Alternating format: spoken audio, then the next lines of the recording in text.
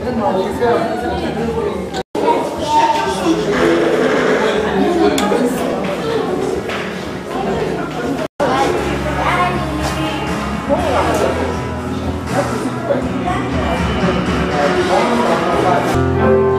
boire un café et de manger quelque chose.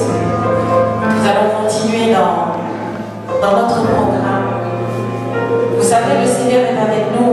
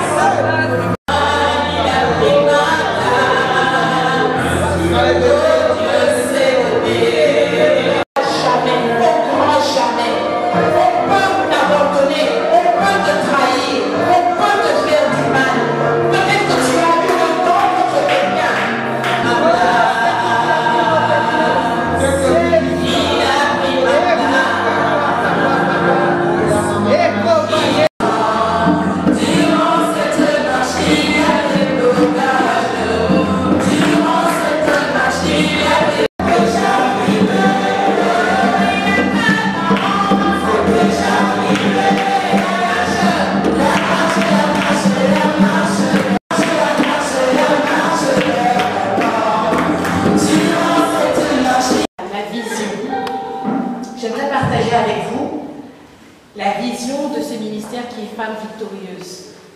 Nous avons tous et toutes été invités par ce ministère et il est important de partager avec vous, avec précision, la vision. Comme vous le savez, ça s'appelle donc Femmes Victorieuses et cette vision s'énonce en 5 points. 5 points principaux. Le premier, c'est aider la femme à connaître le Seigneur Jésus-Christ. Ça peut vous sembler curieux, parce que dans notre communauté, principalement congolaise, on va dire que 99,999% tout le monde est chrétien, mais connaître Jésus-Christ, c'est tout à fait différent. On peut aller à l'église, embêtant parce que la personne ne connaît pas la personne de Christ. Et c'est également donc, la première chose que ce ministère cherche à faire connaître notre Seigneur et Maître, le Sauveur de nos vies, Jésus-Christ. Le second point, c'est aider la femme esclave à devenir libre et lui redonner sa vraie identité. Et là, j'aimerais mettre un point d'honneur là-dessus. Parce que vous savez, dans Genèse, la Bible dit que, en fait, la femme est l'égale de l'homme. Mais ça, c'était le statut avant la chute. Une fois que la chute a eu lieu, le Seigneur a prononcé une parole disant « Il dominera sur toi, mais tes regards se porteront vers lui ». C'est quand même étrange. Ce statut-là a été acquis, il faut regarder avant et après la chute. Et vous savez, il y a beaucoup de femmes qui demeurent dans un esclavage, en fait, dans un esclavage qui est lié à leur statut en tant que chrétienne. Et c'est important, en fait, de pouvoir permettre à ces femmes de vraiment entrer dans leur identité. Amen. Ensuite, en troisième point, il y a aider la femme à marcher dans la victoire. Marcher selon le Saint-Esprit et vivre selon la foi. Avoir une attitude victorieuse, même pendant les épreuves. Et c'est important de pouvoir vivre cette vie victorieuse, même dans les épreuves, parce que cela ne nous épargne pas parfois. Quand on vit des épreuves, ça nous met à terre, alors que le Seigneur nous permet justement de vivre une vie victorieuse malgré les épreuves. Alors, il y a également le quatrième point, qui est d'aider la femme à parler de Jésus-Christ et d'annoncer la bonne nouvelle. Donc, elle doit pouvoir jouer ce rôle-là d'être une évangélisatrice et principalement dans son environnement. C'est important de pouvoir proclamer autour de nous que Jésus-Christ est vivant et qu'il est venu nous sauver. C'est également le quatrième but de ce ministère. Cinquièmement, c'est pouvoir former des femmes victorieuses qui à leur tour vont former aussi d'autres femmes victorieuses. C'est-à-dire que lorsque l'on a un trésor, eh bien, on doit pouvoir le transmettre et ça ira ainsi de suite, ça ira crescendo. Donc voilà les 5 points principaux du ministère Femmes Victorieuses qui est principalement porté par notre maman Thérèse Kasuba ainsi que papa Roch, notre pasteur. Amen. J'aimerais également profiter de ce moment pour vous dire un petit mot par rapport à ce thème qui est le pardon. Et le Seigneur m'a mis à cœur qu'en fait, vous savez, quand le Seigneur nous demande de pardonner, c'est pas quelque chose de facile. Parce qu'on se dit, ah, mais c'est facile de pardonner, mais tu ne sais pas ce que tel m'a fait. Tu ne sais pas comment tel monsieur m'a mis un poignard dans le dos. Tu ne sais pas comment telle femme m'a traité et m'a insulté en public. Tu ne sais pas comment telle personne m'a humilié, a parlé mal de moi, etc. Ce n'est pas quelque chose de facile, vous savez. Mais lorsque le Seigneur nous demande de pardonner, ce n'est même pas pour la personne, c'est pour nous-mêmes. En fait, il demande que nous sachions pardonner, c'est surtout pour nous protéger nous-mêmes. Est-ce que vous le savez? C'est surtout pour nous protéger nous-mêmes. Parce que lorsque nous ne pardonnons pas, que nous gardons une ou plusieurs personnes qui nous ont blessés en nous, lorsque le Seigneur a dit sur la croix, tout est accompli, ce tout est accompli là n'est pas effectif dans notre vie. Est-ce que vous le croyez? Que le Seigneur soit loué. Je vais maintenant donc demander à ma chère et tendre maman Thérèse.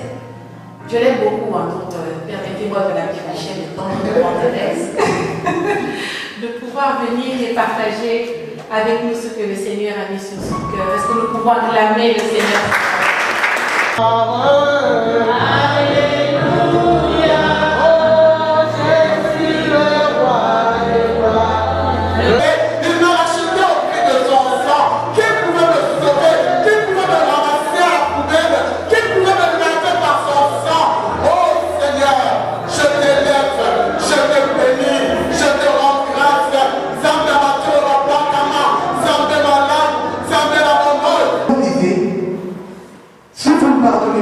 Vos offenses, votre Père ne vous pardonnera pas aussi. Bien-aimés, si aujourd'hui le Seigneur vous a mis ces thèmes ici à l'esprit, je vais d'abord commencer par vous donner un témoignage. C'est un témoignage que j'avais donné quand je suis allé prêcher à Bruxelles. Un jour, c'était l'année passée, nous étions en prière. Nous étions en prière pendant 3 semaines. Et 14 jours après, personne là.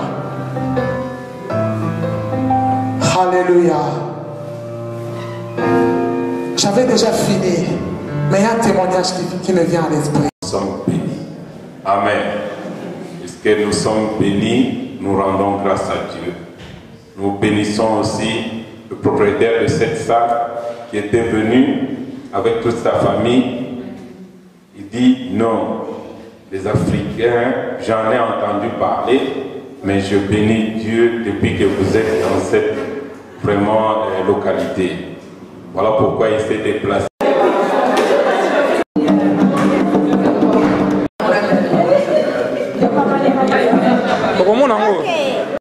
Plus de 15 ans de séparation.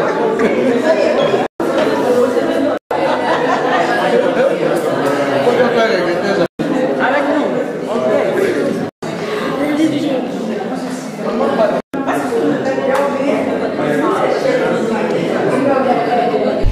Pasteur Béni, bonjour. Bonjour. Voilà que nous nous retrouvons une fois de plus pour une réunion des femmes victorieuses ici à Courtrai. Dites-nous un mot par rapport à la réunion d'aujourd'hui. En tout cas, nous avons été bénis par la présence du Saint-Esprit aujourd'hui. Et la réunion d'aujourd'hui, elle a été vraiment merveilleuse. Nous avons essayé de parler sur un thème qui nous tient beaucoup à cœur, c'est sur le pardon.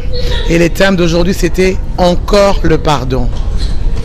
Très bien, c'est la troisième réunion à laquelle personnellement moi j'assiste. Dites-nous un peu un mot par rapport à la dynamique, et comment cela se passe-t-il? Vous avez l'impression que ça commence à prendre? En tout cas, nous voyons la main des dieux. Nous voyons la main des dieux. Effectivement, c'est la troisième réunion, mais nous voyons vraiment que le Seigneur est en train d'agir et les gens qui viennent, ce sont eux qui rendent témoignage aux autres par rapport aux réunions précédentes. Et le Saint-Esprit, qui est notre évangéliste par excellence, est en train de faire son travail.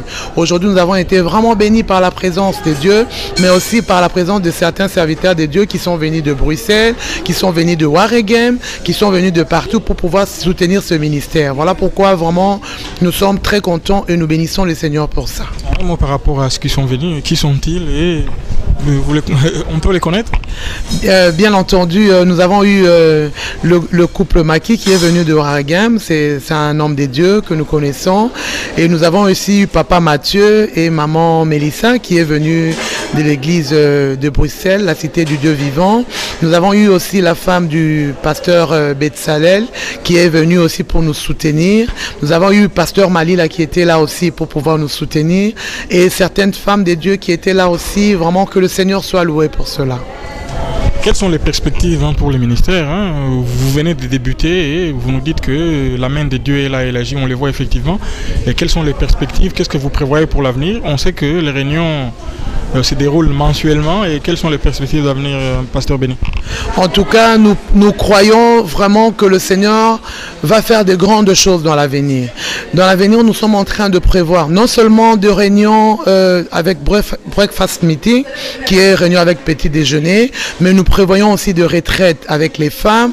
Nous prévoyons aussi toutes sortes de choses comme des dîners, de soirées, pourquoi pas avec le Seigneur, dans la présence des dieux. Vraiment, nous savons que le Seigneur va faire de grandes choses. Et par rapport à ce ministère de femmes victorieuses, nous voulons dire aussi, nous avons aussi une branche de l'intercession pour pouvoir soutenir les femmes qui viennent ici. C'est pas seulement qui viennent, qui partent. Donc nous croyons que la main de Dieu est sur nous et la main de Dieu sera sur nous. Donc vraiment, nous croyons en grandes choses.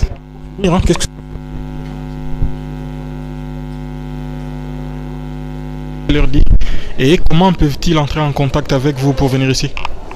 En tout cas, je vous encourage à venir soutenir ce ministère, et ce que je peux dire en un mot, viens et vois.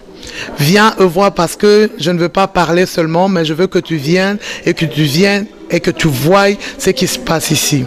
Et pour me contacter ou nous contacter, c'est très facile. Vous pouvez aller sur ma page Facebook, Béni des Dieux Marité, ou vous pouvez m'envoyer un mail, c'est tezikang@yahoo.fr, ou carrément à mon numéro de téléphone qui est le 0466 34 72 37. Ou carrément, vous pouvez joindre aussi au numéro de mon mari qui est le 0465 05 16 57 50. Voilà un peu nos coordonnées et nous vous souhaitons vraiment à vous qui nous suivez la bienvenue et nous vous encourageons à venir nombreux. Très bien, merci beaucoup. Que le Seigneur vous bénisse. Merci. Bonjour, Pasteur Roch. Bonjour. Nous nous trouvons ici à Courtrai, où nous avons assisté à un événement organisé par les ministères Les Femmes Victorieuses. Et vous y avez également participé. Dites-nous un mot d'abord par rapport à vous. Qui êtes-vous? Vous êtes serviteur de Dieu? Oui, je me présente. On m'appelle Pasteur Roch. Mon nom c'est Roch Masolo Anastase. Je suis pasteur responsable de l'église La Gloire et la Grâce de Dieu. Donc nous œuvrons ici à Courtrai, précisément à Eule, où nous avons implanté l'église. Et comme vous venez de constater, nous venons d'assister à une réunion de femmes victorieuses. Le ministère de la femme victorieuse, ce n'est pas une église, mais c'est une branche de l'église La Gloire et la Grâce de Dieu. Voilà pourquoi nous avons assisté sur recommandation du Seigneur à cette réunion. Nous avons voulu aussi participer et encourager les femmes à œuvrer pour la gloire de notre Seigneur Jésus-Christ. Oui, Pasteur Roch, vous avez parlé d'une église, hein? La gloire, dites-nous. Oui, la gloire et la grâce de Dieu. Pourquoi avoir choisi cette appellation, la gloire et la grâce de Dieu? Oui, puisque nous sommes appelés, Dieu nous a créés pour la gloire. Il nous a pas créés pour être des hommes ordinaires. Nous sommes des gens extraordinaires qui ont été rachetés par le Seigneur Jésus-Christ et nous a appelés pour la gloire. Si Dieu nous a appelés, c'est pour que nous puissions aussi impacter cette gloire que Dieu a mis en nous à travers tout son peuple qui viendra en ces lieux. La gloire, c'est-à-dire que quand quelqu'un vient, s'il est pécheur, il reçoit le Seigneur Jésus-Christ comme Seigneur et Sauveur, il s'est converti, c'est la gloire de Dieu. La gloire commence d'abord par la conversion. Et ensuite, si quelqu'un est à un niveau misérable, il finit aussi par voir la gloire de Dieu en changeant de vie, en changeant de statut. Et s'il est malade, il sera guéri. Donc la gloire de Dieu englobe beaucoup de choses. D'abord la conversion, ça peut être sur le plan de la santé, sur le plan physique et sur le plan financier. On voit la gloire de Dieu dans toutes ses dimensions. Dans notre communauté, nous nous trouvons ici en Belgique, on remarque que beaucoup d'initiatives sur la création des ministères, on les voit. Et on constate aussi malheureusement que certaines disparaissent très vite. Qu'est-ce que vous pensez de tout cela, vous qui allez débuter aussi avec un ministère? Oui, c'est vrai, il y a beaucoup d'églises qui naissent, il y a beaucoup d'églises aussi qui sont en perte de vitesse, il y a des églises aussi qui sont en train de fermer, mais je ne sais pas quelle est la motivation de ces églises-là et des fondateurs de ces églises-là. Mais si nous avons fondé une église, c'est puisque nous avons eu la recommandation du Seigneur. Puisque tu ne peux pas te réveiller un bon matin, tu te dis, bon, je vais créer une église. Mais c'est sur recommandation du Seigneur que nous avons voulu bâtir cette église. Et l'église, on ne la bâtit pas puisqu'on a des passions, puisqu'on est courageux, puisqu'on sait prêcher, mais tu dois avoir écouté ainsi dit l'Éternel pour commencer une église. Il y a des églises, comme vous venez de dire, il y a des églises des hommes, il y a des églises du diable, il y a aussi des églises que les hommes eux-mêmes se sont appelés serviteurs de Dieu. Ils créent des églises. C'est une réalité, mais nous avons créé l'église puisque nous avons eu la recommandation du Seigneur. Mais quelque chose, quand ça vient de la part de Dieu, Dieu donne la vision, il donne aussi la provision, et cette église qui vient du Seigneur, elle ne peut pas s'arrêter. Elle peut avoir des problèmes, mais elle ne peut pas s'arrêter, puisque ce que Dieu fait va toujours jusqu'à la fin. Quelle vision vous avez pour cette église, hein, et je dirais aller plus loin, quelle doctrine sur laquelle vous allez bâtir votre ministère? Notre doctrine se base sur la doctrine de Jésus-Christ. Dieu nous a envoyés pour d'abord libérer les captifs, par le moyen de la parole de Dieu. Les gens, les captifs, c'est qui? Des gens qui vivent dans le péché. Ils doivent quitter le monde, la vie du péché, pour rencontrer Jésus-Christ comme Seigneur et Sauveur. C'est ça la première mission que Dieu nous a donnée. Il nous a donné aussi la mission de relever ceux qui sont tombés. De ne pas condamner celui qui est tombé, mais de le relever avec amour. Puisque nous aussi nous étions pécheurs, Dieu nous a relevés, Dieu d'abord nous a rachetés et il nous a relevés. Dieu nous a donné aussi de ressusciter les morts. Les gens qui sont morts, il y a des gens qui sont morts, pas physiquement, mais qui sont morts spirituellement. Nous avons la mission de les relever, de les réveiller et de les ressusciter. Nous avons aussi la mission de guérir le malade et de donner encore une fois, de libérer tous ceux qui sont dans des cachots et des prisons. Voilà la mission qu'il nous a donnée. À travers la parole de Dieu, nous parvenons à atteindre ces objectifs-là. Et je sais qu'avec l'aide du Saint-Esprit, nous allons nous en sortir. Et comment vous contacter? Dites-nous comment vous allez vous organiser, hein, les cultes, où vont-ils se tenir et quand est-ce que vous allez débuter effectivement? Oui, pour le moment, nous sommes au stade de l'implantation de notre église. Et chaque jeudi à 18 h, nous avons l'intercession. Même si les gens ici dans la ville, ils disent toujours ma bonne délit en moto. Donc il y a l'intercession. Nous avons notre façon d'intercéder qui est différente des autres prières. Nous nous intercédons chaque jeudi à 18 h. Nous commençons l'intercession ici.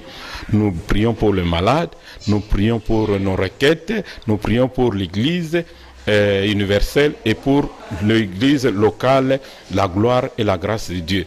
Et ensuite, le dimanche, nous avons des cultes d'adoration et de louanges à notre Dieu. Les cultes d'action de grâce, nous commençons aussi à 10 h jusqu'à midi. Et nous respectons toujours l'heure. Quand nous disons nous commençons à 10 h, nous sommes fidèles et nous terminons à midi selon la grâce du Seigneur Jésus-Christ. La ponctualité, c'est important? Oui, la ponctualité est très importante puisqu'on dit toujours que les Africains ne sont pas ponctuels.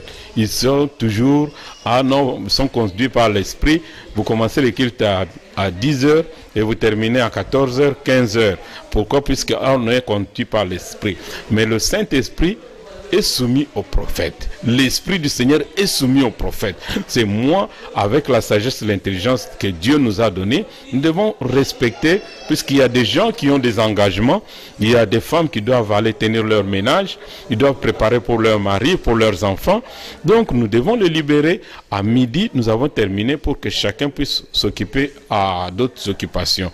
Moi, si ce n'était que pour ma propre volonté, je n'aurais pas fait cette œuvre ici. Mais nous le faisons puisque c'est une recommandation du Seigneur. Dieu nous a appelés. Nous sommes déjà des gens qui sont très occupés. Nous avons 8 enfants. Tous les jours, je dois conduire les enfants à l'école.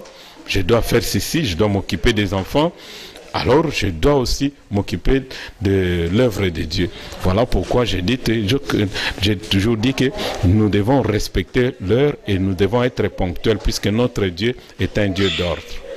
Quel message vous souhaiterez adresser à ceux qui seraient intéressés à venir assister à vos réunions qui vont débuter bien?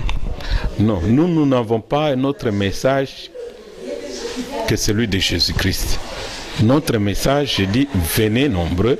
Viens et vois. Si tu viens, tu vas voir la gloire de Dieu. Si tu cherches Dieu, notre Dieu, Jésus-Christ est le rémunérateur de ceux qui le cherchent. Si vous le cherchez en toute sincérité, vous allez voir la gloire de Dieu. Et à l'église, à la gloire, quand tu mets tes pieds ici, tu vas voir la gloire de Dieu. Quel que soit ton problème, ce n'est pas nous qui allons résoudre ton problème, mais c'est Jésus qui va s'occuper de ton problème. Mais le grand problème, donne d'abord ton cœur à Jésus et quand tu viens, tu donnes ton cœur à Jésus-Christ. Le reste, tu verras ce que le Seigneur va faire dans ta vie. Évidemment, si tu es malade, tu vas voir la main de Dieu. Si tu as un problème, tu auras la solution, puisque c'est Jésus-Christ qui est notre solution. T.B. Jones a toujours dit, quand on lui dit, man of God, nous avons besoin, guéris-moi. Il dit, c'est pas moi qui guéris. Moi aussi, la même chose, j'ai dit, c'est pas moi qui guéris, c'est Dieu qui guérit. C'est Jésus-Christ qui va te guérir. Si tu as un problème du travail, tu as un problème avec l'éducation de tes enfants. C'est pas moi qui vais te donner la solution. Moi, je prêche la parole de Dieu et le reste, c'est le Saint-Esprit qui va faire. C'est le Saint-Esprit qui libère, c'est le Saint-Esprit qui accorde la délivrance et c'est le Saint-Esprit aussi qui accorde la bénédiction. Voilà ce que nous sommes en train de faire. Merci beaucoup. Merci beaucoup. Que Dieu te bénisse. Ça vous.